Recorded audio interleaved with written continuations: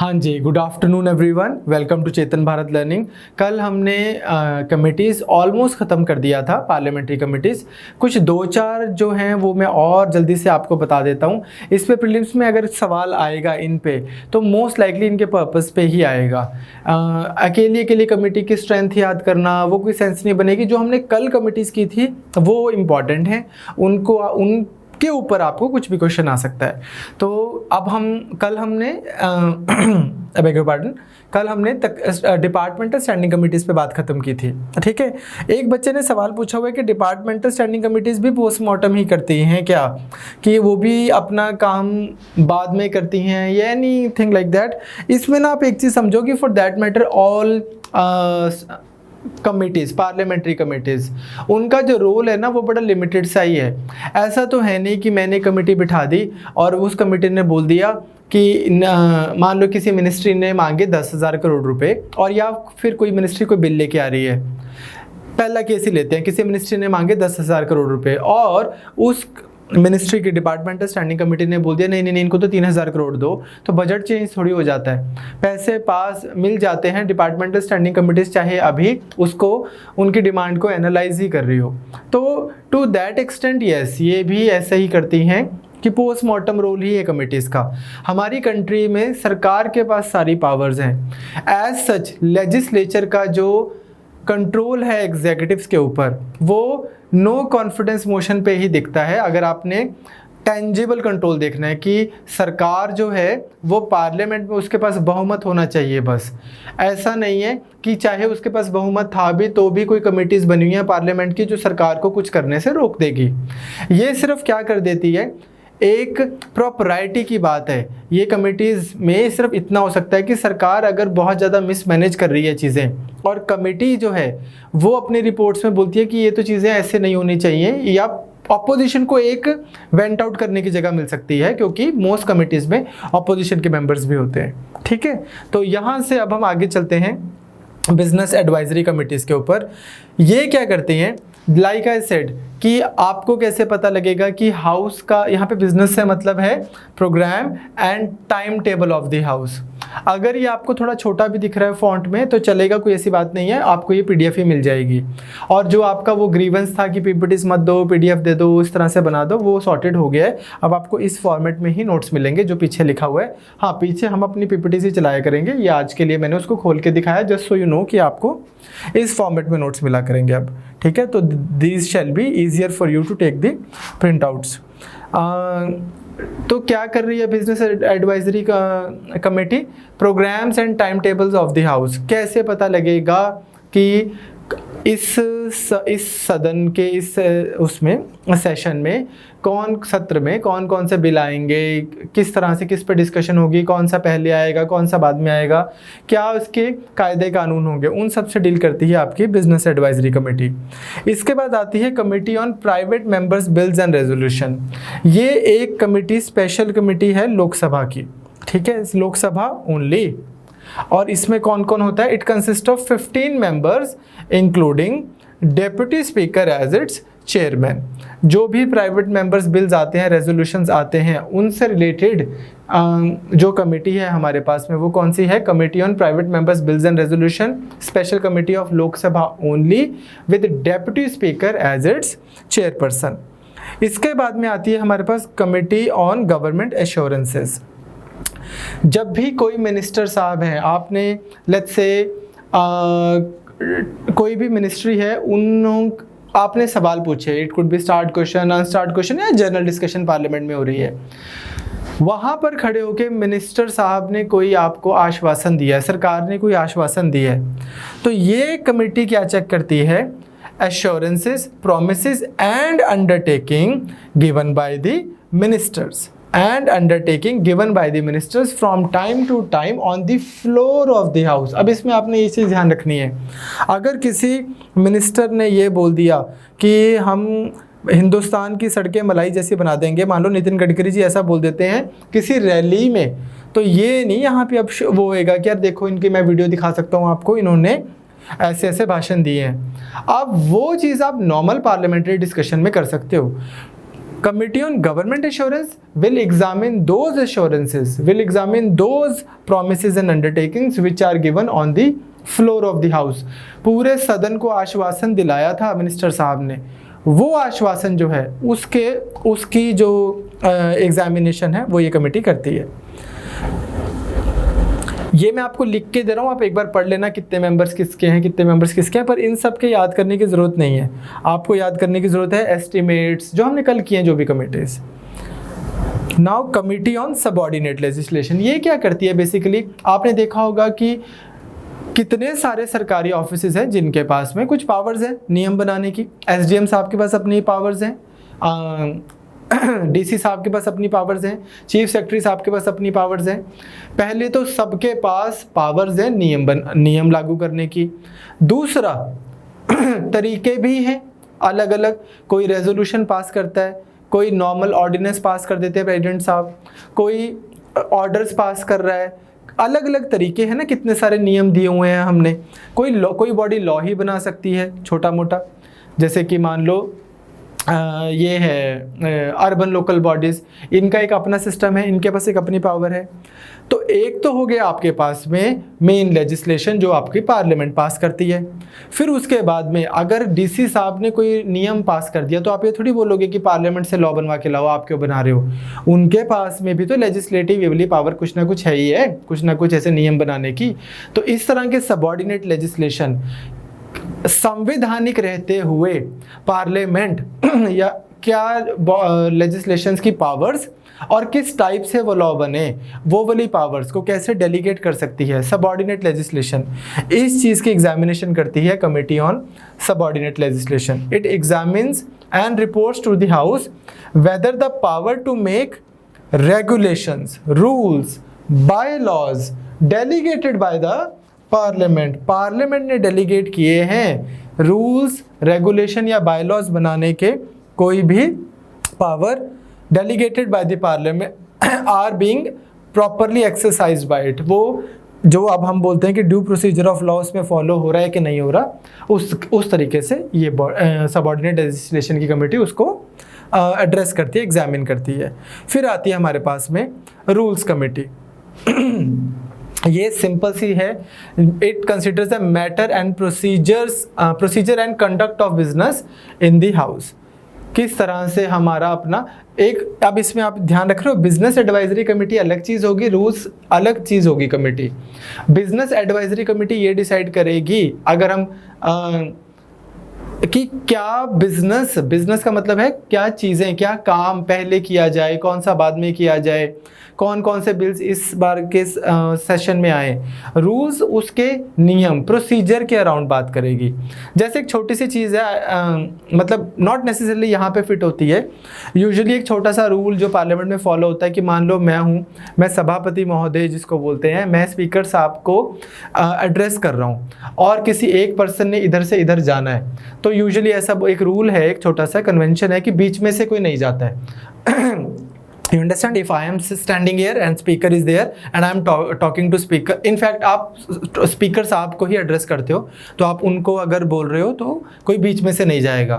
तो अदरवाइज एक चीज़ जो मोदी जी ने की थी, otherwise he being the prime minister, ठीक है, तो वो ऐसे जा रहे थे और कोई नया सा एमपी ही बात कर रहा था स्पीकर से और मोदी जी वहीं खड़े रहे 15-20 मिनट कि यार ये नियम को मैंने फॉलो करना है। वो ऐसी ऐसी चीज़ें करते रहते हैं थोड़ी थोड़ी, ठीक है, किक भी मिलती है, थोड़ी लोग नोटिस भी करते हैं, तो इस तरह की चीज़ें।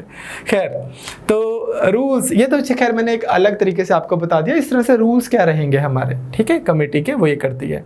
ये सिर्फ मैं आपको इसलिए बताता हूँ, आपको ना थोड़ी याद, कोई भी तरीके से चीज़ थोड़ी सी दिमाग में घर कर जाए, पेपर में आए तो आइडेंटिफाई हो जाए। कमिटी ऑन प्रिविलेजेस को हमने बहुत डिटेल में किया था, both collective privileges as well as individual privileges, parliament जब हमने लास्ट पार्ट किया था। तो ये क्या है, semi judicial in nature committee है, ये आपको इतना फैक्ट की टेंशन नहीं लेनी। इट एग्जामिन्स केसेस ऑफ, इसको सेमी जुडिशियल इन नेचर इसलिए बोल रहे हैं because it examines cases of breach of privileges of the house and its members. अगर ब्रीच हो रहा है प्रिविलेजेस का, तो उसको कौन एग्जामिन करेगा?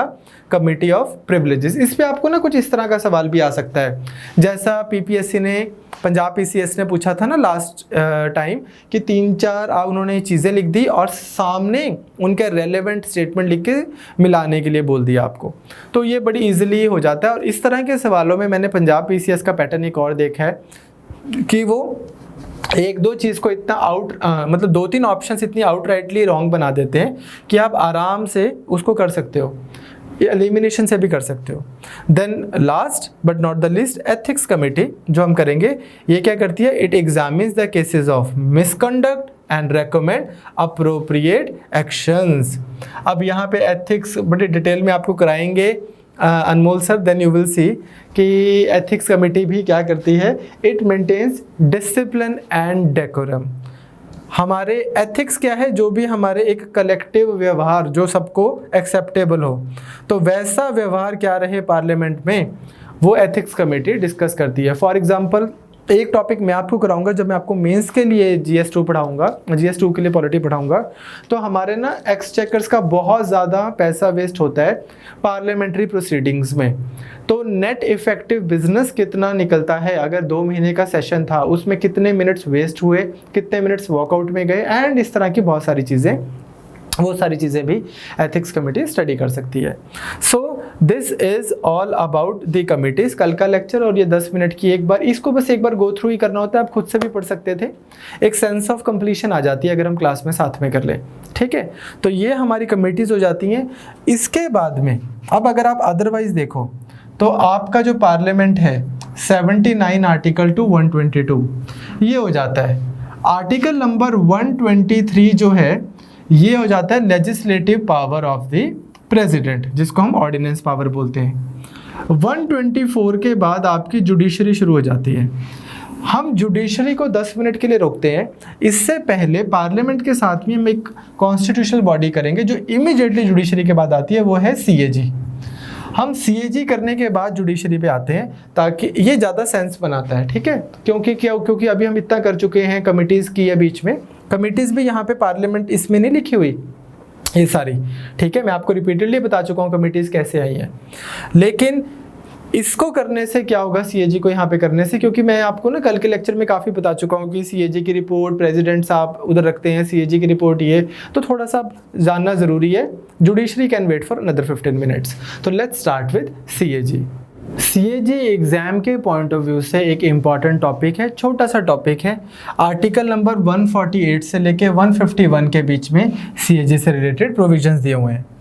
बेसिकली इसको करने से पहले मैं आपको, मतलब प्रोविजंस करने से पहले आपको सिंपल सा थोड़ा सा समझा देता हूँ। है क्या पार्लियामेंट, बेसिकली आपने देखना है कि जो CAG है, कंट्रोलर एंड ऑडिटर जनरल, ये पार्लियामेंट को आंसर करने वाला एक ऑफिस है। पार्लियामेंट ने एक ऑडिटर रख दिया, ऑडिटर मतलब एक ऐसा पर्सन लगा दिया जो देखेगा कि जो हमने पैसे अप्रूव किए, जो मान लो ये गवर्नमेंट है जो पार्लियामेंट में बैठी है, गवर्नमेंट ने यहाँ पे पार्लियामेंट से पैसे मांगे। यू रिमेंबर, आपको हम ऑलरेडी बोल चुके हैं, no money can be taken out without the parliamentary approval. तो गवर्नमेंट ने पार्लियामेंट से पैसे मांगे, पार्लियामेंट ने दे दिए, गवर्नमेंट ने स्पेंड कर दिए। लेकिन क्या गवर्नमेंट ने वो पैसे उस तरह से स्पेंड करे जिस तरह से इन्होंने बोला था पार्लियामेंट को? क्या उस डेस्टिनेशन पे पैसे गए? क्या उस में फाइनेंशियल इंटेग्रिटी थी सारी ट्रांजैक्शन में? इसको चेक करने के लिए एक ऑफिस बना दिया CAG का। तो कॉमन सेंस है कि ये जो ऑफिस है CAG का, ये गवर्नमेंट से तो बाहर रहेगा, इंडिपेंडेंट ऑफिस रहेगा। तो ऐसा करने के लिए 3-4 चीज़ें कर दी गई। पहला, इसको कॉन्स्टिट्यूशनल स्टेटस दे दिया ताकि ये गवर्नमेंट से बाहर रहे। दूसरा, जिस भी बंदे को CAG बनाया जाएगा उसको क्या बना दिया? सिक्योरिटी ऑफ टेन्योर प्रोवाइड किया। तीसरा, कुछ और इसी तरह की इन स्टेप्स, इन ऑफिस की कंडीशंस लगाई गई ताकि ये सरकार से अलग रहे ये ऑफिस, ठीक बात। Now here is the thing, CAG जो है ना, अदरवाइज हमारी कंट्री में हम वर्ड ये नेम यूज़ करते हैं controller and auditor general of India, but in reality सिर्फ ऑडिटर जनरल ही है। मतलब क्या बना, गवर्नमेंट ने सरकार से पैसे मांगे, पार्लियामेंट से पैसे मांगे, पार्लियामेंट में तो सरकार की ही मेजॉरिटी है तो पार्लियामेंट में तो उनका बिल पास हो ही जाएगा। पार्लियामेंट ने उनको पैसे दे दिए, इन्होंने पैसे लगा दिए। अब सीएजी का रोल स्टार्ट होता है ये चेक करने का कि एक्सपेंडिचर जो है स्टेट सरकारों के भी, सेंटर के भी, सभी सरकारों के, कि ये जो पैसे हैं इसकी ऑडिटिंग अब शुरू होती है। पैसे रिलीज होने से पहले ऐसा नहीं है कि पार्लियामेंट से पैसे मांगे, सीएजी ने पूछा गया ये पैसे मांग रहे हैं, ठीक है, इन्होंने अपनी रिपोर्ट दी और लिख के दिया हाँ जी ठीक है, और फिर पैसे रिलीज हुए। The release of money has nothing to do with CAG, consolidated fund of India से या किसी भी फंड से फॉर दैट मैटर। तो इससे क्या पता लगता है कि सिर्फ अगेन सीएजी के पास में भी उस सेंस में देखा जाए तो पोस्टमार्टम की ही पावर है। क्या कर रहे हैं ये, सिर्फ ऑडिटिंग कर रहे हैं।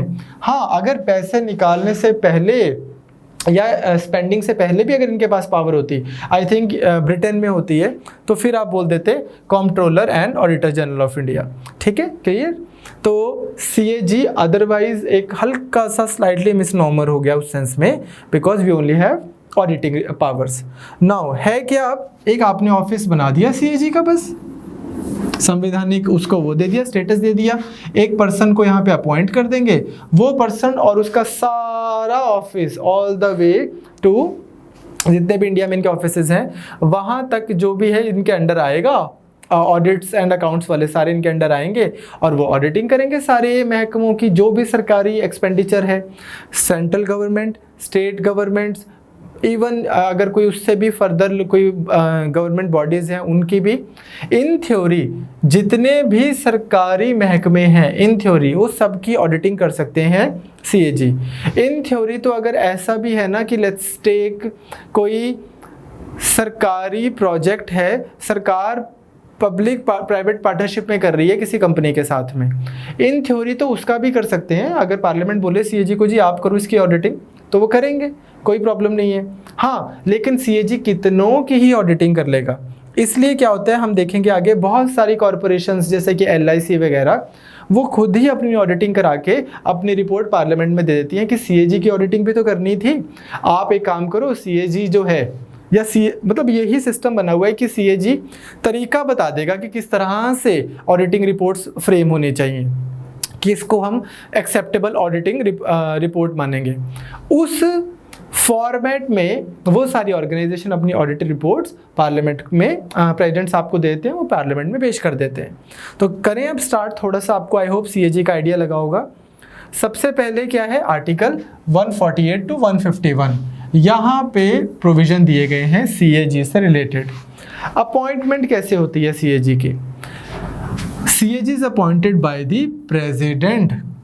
एक कंडीशन है, ये ना संविधान में लिख दिया था कि यार CAG shall be appointed by the president bye warrant under his hand and seal, ये लिख दिया।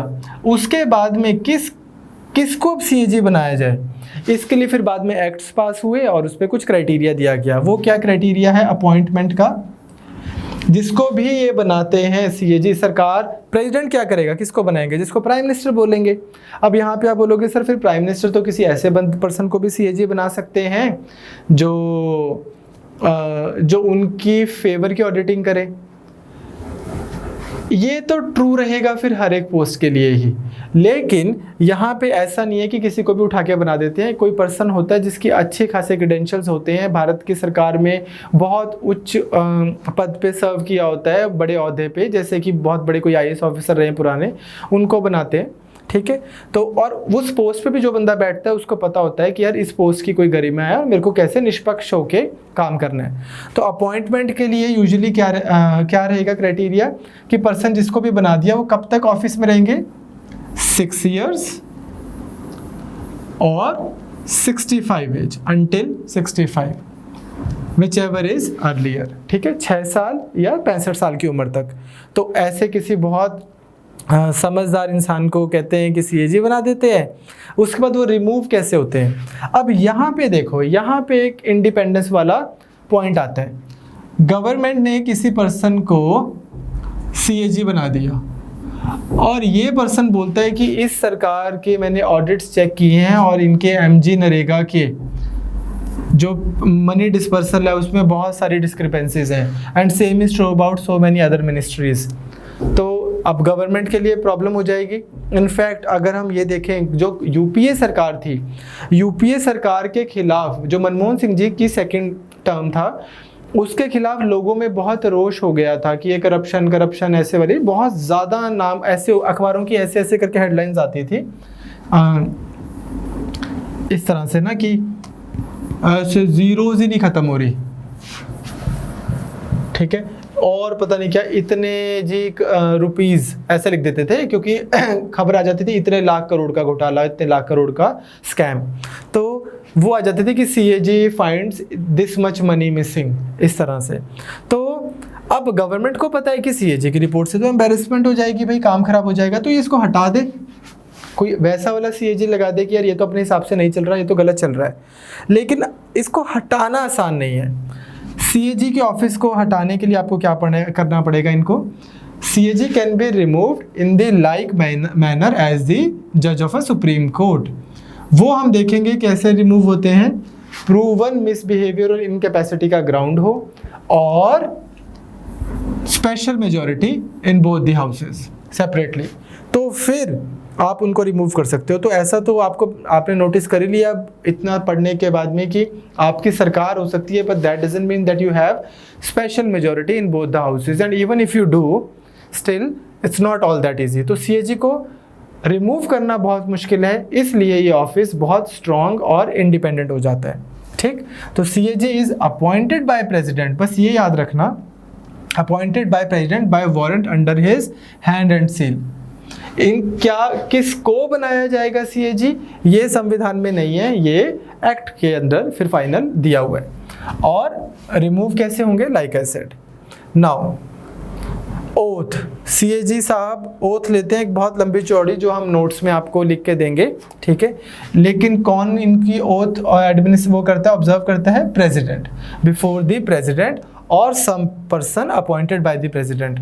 यूजुअली अगर आपको एग्जाम में ये आता है और some person appointed by the president, तो वो आपको पूरी स्टेटमेंट ही देगा, इसलिए आप ऐसे टेंशन मत लिया करो। ये मैं क्यों बोल रहा हूँ, एक बच्चे का कुछ ऐसा वियर्ड सा सवाल आया था, तो ऐसा नहीं आएगा, वो आपको प्रेसिडेंट ही लिख के देंगे, ऑप्शन में आपको president, prime minister, supreme court जज, ऐसा कुछ लिख के देंगे, ठीक है। कोई रैंडम फिगर वो पर्सन नहीं वो करेंगे। और इनकी कहाँ दी हुई है ओथ, 3rd शेड्यूल में, ठीक। इनकी सैलरी कहाँ दी हुई है, वो भी पार्लियामेंट डिसाइड करेगा and specified in 2nd schedule. इनके भी ऐसा नहीं है कि इनकी सैलरी पे ना बोलेंगे जब बजट पास हो रहा है कि यार इस बार इसकी सैलरी कम करते हैं, ये ना हमारे हिसाब से चल नहीं रहा और वोटिंग करा लो। तो इनकी जो सैलरीज हैं they can not be varied to his disadvantage after the appointment. तो ये सारी चीज़ें क्या कर रही हैं, इस ऑफिस को एक सिक्योरिटी प्रोवाइड कर रही हैं, क्योंकि इस ऑफिस से एक्सपेक्ट किया जाता है कि ये रूलिंग जो गवर्नमेंट है उस गवर्नमेंट को से के काम को बहुत धड़ल्ले से और बहुत इंडिपेंडेंट इम्पार्शियल तरीके से असेस करे। तो therefore it is very important to have this office very independent. और इसी में एक और चीज़ ऐड हो जाती है, जैसे कि CAG is not eligible for further office under government of India और एनी अदर स्टेट गवर्नमेंट। अब इसमें ऐसा भी हो सकता है हमारी कंट्री में ना, अनफॉर्चुनेटली, बस अब हम जुडिशरी स्टार्ट करेंगे, आप देखोगे कूलिंग ऑफ पीरियड भी नहीं लिया जाता। कोई सुप्रीम कोर्ट या कोई जज साहब हैं, जज साहब अभी अपनी उनकी जजशिप वो हुई है, ख़त्म हुई है, साथ के साथ में पॉलिटिकल पार्टी ने किसी ने गवर्नर बना दिया। तो इससे ना थोड़ा सा सिस्टम पे से आपको एक सिनिसिज्म आता है कि यार इतनी क्या जल्दी है किसी भी पॉलिटिकल पार्टी को इमीडिएटली इस जज को गवर्नर बनाने की। कोई IAS ऑफिसर हैं बहुत बड़े, या इस तरह के बहुत सारी पोजीशंस हैं, ये इवन CAG भी, सोचो CAG जैसे ही आज उन 65 ईयर्स के होते हैं, अगले दिन शाम को उनको गवर्नर बना दें, तो एक लोगों का क्वेश्चन मार्क उठता है कि यार ऐसा क्या इन्होंने आपको सर्व किया पिछले 6 साल कि आप इनको एकदम गवर्नर बनाना चाहते हो। हैंड इन ग्लव्स वाली फीलिंग आती है कि मे बी ये आपस में उन्होंने एक दूसरे को you scratch my back I scratch yours वाला कुछ हुआ है, ठीक है, एक दूसरे की सपोर्ट की जा रही है।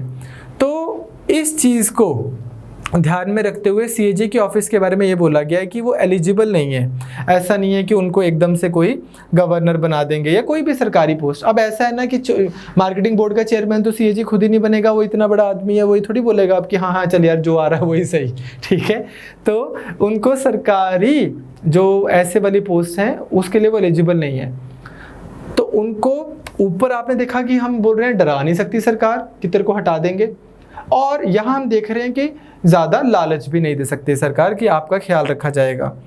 इसमें अब आपको एक चीज़ समझनी है, आप बोलोगे सर विनोद रे को तो बीसीसीआई का भी वो ऐसे काफ़ी पोस्ट मिली हुई थी। हमारे जो लास्ट सीएजी से पिछले वाले थे कांग्रेस के टाइम पे, विनोद राय ऐसे करके नाम था ना उनका शायद, जिनकी बुक है नॉट जस्ट एन अकाउंटेंट और समथिंग लाइक दिस। उनको ना सुप्रीम कोर्ट ने 4-5 लोगों की एक बॉडी बनाई थी कि बीसीसीआई बहुत गलत काम कर रही है, इसलिए हम एक टेम्परेरी बॉडी बना रहे हैं जिसमें रामचंद्र गुहा को भी बिठाया था, विनोद राय को भी बिठाया था कि तुम देखो ये बीसीसीआई को जल्दी से कि ठीक से काम कर रही है कि नहीं कर रही। सरकार ने उनको पोस्ट नहीं दी कि हम आओ हम आपको बीसीसीआई का चेयरमैन बना देते हैं। In otherwise also BCCI office of profit है कि नहीं है, इस पे भी क्वेश्चन मार्क उठता है, क्योंकि शरद पवार जी का भी एक केस चल रहा है जिसमें उन्होंने बोला था कि बीसीसीआई जो है वो ऑफिस ऑफ प्रॉफिट नहीं है। खैर whether BCCI office of profit है या नहीं आज हमारा ये विषय नहीं है, हमारा ये विषय है कि सरकार ने नहीं उनकी अपॉइंटमेंट की। और दूसरी चीज़, सीएजी को कोई इस चीज़ के लिए नहीं रोक रहा कि अब भाई अब बस आप रिटायर होकर अपना ना कहीं कंट्री हाउस में रहो जाके। अगर सरकार कोई कमिटीज़ बनाती है, मान लो एक कमेटी बन रही है कि रेलवेज को प्राइवेटाइज 100% किया जाए कि ना किया जाए, और गवर्नमेंट सीएजी को उस कमेटी का मेंबर बना देती है, तो कोई ऑफिस ऑफ प्रॉफिट थोड़ी हो गया, उनको कोई पोस्ट थोड़ी दे दी, उनके विचार लिए हैं। जैसे इन्हीं सीएजी की अगर हम बात करें तो Kerala infrastructure and investment fund type कोई चीज़ है, उसमें भी इनको मेंबर बना रखा है, यही चेक करने के लिए कि किस तरह से, मतलब मोर लाइक रिकमेंडेशन वाला रोल अगर उनको है सरकार की, सर वो उस तरह से सर्व कर सकते हैं। अब सरकार ने ही मान लो सुप्रीम कोर्ट ने कल को कोई कमेटी बनानी है, वो बोलती है सुप्रीम कोर्ट की अरे कमेटी बनाई जाए कि कंट्री में ऑडिटिंग्स कैसे बेटर हों, और उसके हिसाब से फिर सरकार गाइडलाइंस देगी। उस कमेटी में अगर आपने पुराने सीएजी को बिठा दिया तो कोई ये नहीं है कि ले फिर ये तो एलिजिबल फॉर ऑफिस नहीं था, उनको प्रॉपर ऑफिस नहीं मिला है कोई कि ये देखो जी आज से हमारी कंट्री में एक प्रॉपर एक स्ट्रक्चरली एक ऑफिस एग्जिस्ट करता है, governor of blah blah blah state, और ये देखो हमने इनको बिठा दिया। ठीक है, तो ये सिर्फ मैं आपको इसलिए बोल रहा हूँ, इस पे सवाल नहीं आएंगे, आप पढ़ते रहो तो कन्फ्यूजन रहती है फिर। The expenses of CAG offices are charge upon the consolidated fund of India. ये अब आप ही मेरे को बता दोगे, हमने बजट कर लिया। चार्ज अपॉन का मतलब क्या है? Non votable part of the budget. वो कौन सा है? जो देने ही देने हैं इनके पैसे। तो अगेन इंडिपेंडेंस। अब आता है साहब इनकी पावर्स। इनकी पावर्स भी जो है ना वो बहुत सारी, वही अगेन इधर तो ये लिख दिया कि पार्लियामेंट एक्ट बना के इनको पावर्स दे सकते हैं। पार्लियामेंट ने एक्ट बनाया हुआ है, उसमें इनकी सारी ऑडिटिंग रिपोर्ट्स हैं।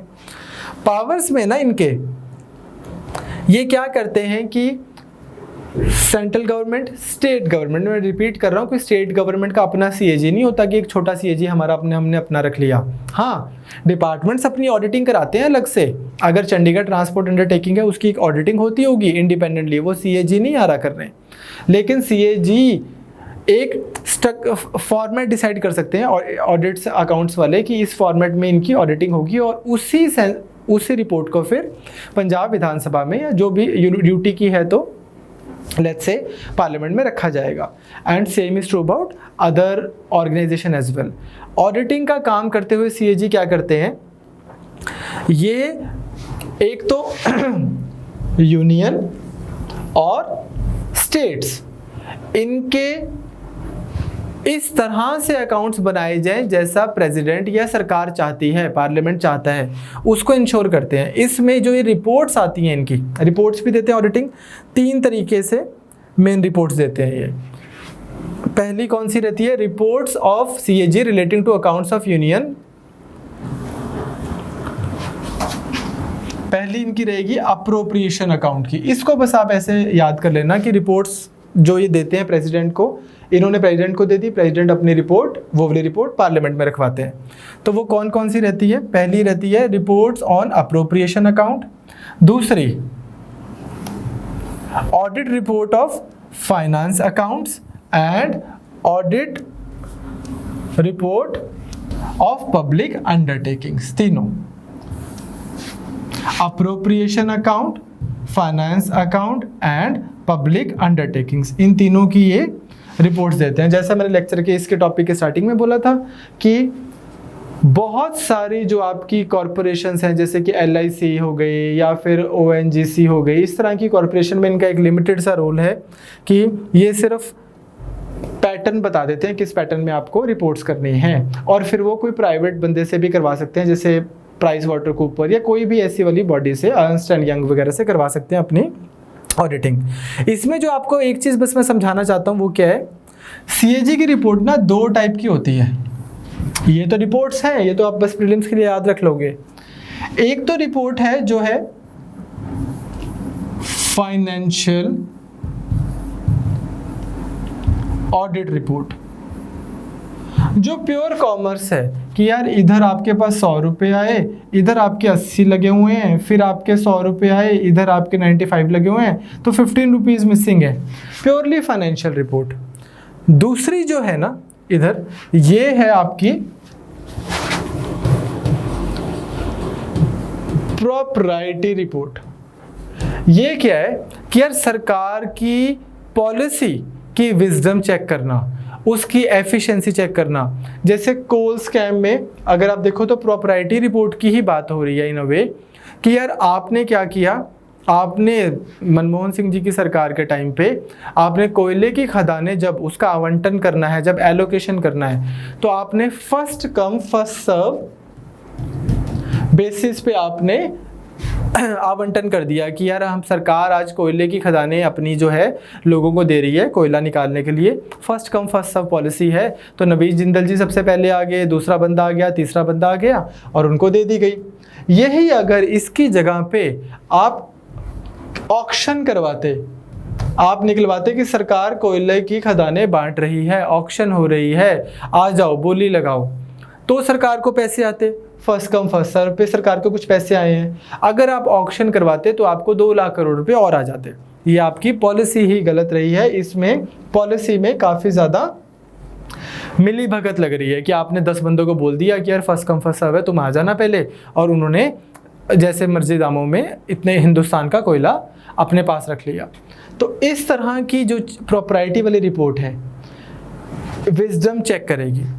ये रिपोर्ट जो है अगर CAG की मान लो मैंडेट है यूनियन गवर्नमेंट की, ये वाली रिपोर्ट उसने देनी ही देनी है, इस काम की उनके ऊपर ऑब्लिगेशन है। जो ये वाली रिपोर्ट है ये ऑब्लिगेटरी नहीं है CAG के ऊपर, वो ये दे भी सकते हैं नहीं भी दे सकते। ठीक, तो property report is not obligatory but this one is. So that is pretty much everything as far as this CAG is concern, जो आपको जानने के लिए चाहिए। कुछ छोटे छोटे फैक्ट्स हैं वो हम आपको यहाँ पे लिख के दे देंगे, आप उसको एक बार पढ़ लेना, और जो हम आपको MCQs कराएंगे उसमें से आपके वो हो जाएंगे। अब हम इसके बाद स्टार्ट करेंगे जुडिशरी।